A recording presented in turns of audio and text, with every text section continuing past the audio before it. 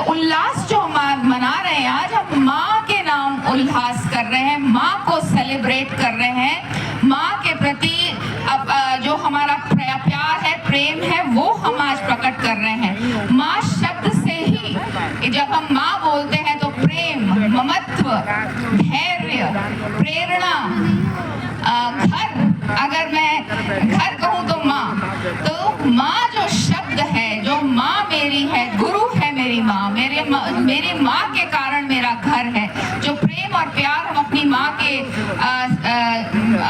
साथ देखते हैं वो कहीं और शायद नहीं मिल सकता है। तो मुझे बहुत खुशी है कि एवियन स्कूल ने ये आज निर्णय किया कि हम अपनी माँ को सेलिब्रेट करेंगे। आवश्यकता भी है, दिन भर माँ काम करती है, घर देखती है, बाहर देखती है, बच्चे संभालती है, सास ससुर संभालती है, पति को देखती है, और अब तो हमारी बहनें, माएँ बाहर जाकर काम भी कर रही हैं। तो बहुत अच्छी बात है कि आज एवियन स्कूल ने यह निर्णय लिया कि हमें अपनी माँ को सेलिब्रेट करना चाहिए, उनका उल्लास मनाना चाहिए, उनके साथ उल्लास मनाना चाहिए। और जैसे आज मैं देख रही हूँ सिर्फ माँ ही माँ दिख रही हैं, और कोटद्वार में शायद ये बहुत बार मैं कहती हूँ कि हमें बहनें, माएँ बहुत ज्यादा दिखती हैं, हर चीज में भाग लेती हैं, और आज भी आप यहाँ पर पहुंची हैं। शिक्षा बहुत आवश्यक है। शिक्षा कैसी हो, पढ़ाई लिखाई बहुत ज्यादा जरूरी है कि हम अपने बच्चों को शिक्षित करें, उसमें चाहे लड़की हो चाहे लड़का हो, शिक्षा देना बहुत आवश्यक है। जो नॉर्मल फॉर्मल पढ़ाई होती है, हिस्ट्री, सिविक्स, ज्योग्राफी, मैथ्स, पढ़ाना बहुत जरूरी है, क्योंकि हम इस चीज को मानते हैं कि अगर हमें बच्चे को सशक्त करना है, बच्चे को आगे बढ़ना है, तो उसे ज्ञान देना आवश्यक है। नॉलेज के बिना आप एम्पावर नहीं हो सकते हैं, नॉलेज के बिना आप सशक्त नहीं हो सकते हैं। इसलिए बहुत जरूरी है कि हम अपनी बेटी और बेटियों को खूब अच्छी शिक्षा दें। आगे बढ़ने का जो सबसे बड़ा टूल, जो सबसे बड़ा स्किल बच्चों के हाथ में होता है, वो शिक्षा है। शिक्षा के माध्यम से बच्चे बहुत आगे जा सकते हैं। तो इसलिए आवश्यक है कि हम इस तरह के स्कूलों को देखते हैं जहाँ बहुत बढ़िया पढ़ाई बच्चों की हो रही है। गुरुओं से भी कहना चाहूंगी, बार बार मैं इस बात को कहती हूँ और अब फिर कहना चाहूंगी कि बहुत बड़ी जिम्मेवारी हम गुरुओं पर है। माँ भी गुरु है और जो टीचर्स हैं वो भी गुरु हैं।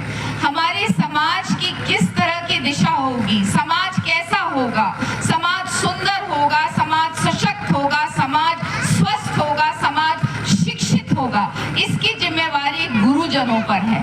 किस तरह से आप उस कच्चे मिट्टी को, बच्चा जो है वो कोमल होता है, कच्चे मिट्टी की तरह होता है, उसको आप किस तरह से उसका लालन पालन कर रहे हैं, उसको किस तरह की शिक्षा दे रहे हैं, उस पर निर्भर करेगा कि आगे चलकर हमारा समाज कैसा होगा। मुझे याद आता है, मैथ, गणित से बहुत डर लगता था, साइंस से बहुत डर लगता था। कमी मुझ में नहीं थी, जितने भाई और बहन यहाँ पे बैठे, मुझ में कमी नहीं थी, मेरे गुरुजन में कमी थी जो मुझे ठीक से पढ़ा ना पाए। तो कर्तव्य बनता है हर गुरु का कि वो अपने बच्चों को अच्छे से पढ़ाए। आपका जो क्रेडिट है, आपके लिए हम तभी ताली बजाएंगे जब आप 30% वाले बच्चे को 35% पे लाएंगे। हम ताली नहीं बजाएंगे अगर आप 80% वाले बच्चे को 90% पे ले जाएंगे, वो तो होना ही है। पढ़ाना कैसे है? आज अगर वैदिक गणित से खौफ हुआ तो कहीं ना कहीं टीचर्स, गुरुजन ने जिस तरह से मुझे शिक्षा देनी थी वो शायद नहीं दे पाए। आज बहुत सारे माध्यम हैं, डिजिटल माध्यम है, तरीके बहुत सारे हैं, इसलिए गुरुजनों का काम बहुत आवश्यक होता है कि वो बच्चे को किस तरह से शिक्षा दे रहे हैं। जो कमजोर बच्चा है, जो सबसे पीछे बैठा हुआ बच्चा है, उसको हम कैसे आगे लाएं। आज मुझे देख के खुशी हुई, खूब सारे बच्चे पार्टिसिपेट कर रहे हैं। नहीं तो अक्सर ये देखने को मिलता है, वही बच्चे नाचते हैं, वही बच्चे स्पोर्ट्स में अच्छा करते हैं, वही बच्चे डिबेटिंग में अच्छा करते हैं, और वही बच्चे किसी कंपटीशन में अच्छा करते हैं। इसलिए मुझे बहुत खुशी हुई ये देखकर कि सब बच्चे यहाँ पर ज्यादा से ज्यादा बच्चे पार्टिसिपेट कर रहे हैं। उसमें मेहनत लगती है, टफ काम होता है, लेकिन उसमें आनंद बहुत आता है जब हम देखते हैं कि एक कमजोर बच्चा धन्यवाद अपने गुरु को ही करता है। हम हमेशा अपने गुरु को याद करते हैं क्योंकि उसने हमें इस तरह से हमको सिखाया, पढ़ाया, किस तरह से उसने हमको आगे बढ़ाया, तब हम आज जाकर एक अच्छे नागरिक इस देश के लिए बन पाए हैं, इस प्रदेश के लिए बन पाए हैं। दूसरी तरफ बच्चों को भी बताना चाहूंगी। आप बता सकता है कोई बच्चा कि हम स्कूल जब आते हैं तो यूनिफॉर्म में क्यों आते हैं? हम सब सिविल कपड़ों में आ सकते हैं, कुछ भी कपड़े पहन के आ सकते हैं।